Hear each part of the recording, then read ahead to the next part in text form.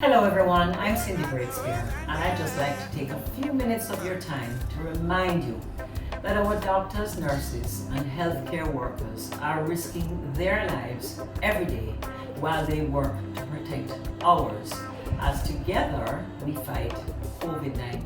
I'm asking for your support for the government's initiative to raise some funds to purchase PPE, personal protective equipment, which is badly needed to keep all our healthcare workers safe while they take care of us.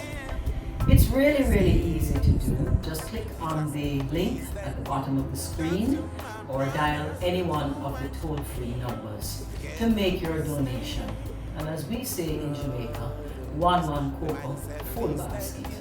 So open up your hearts and remember that together we are stronger. Together we will stand.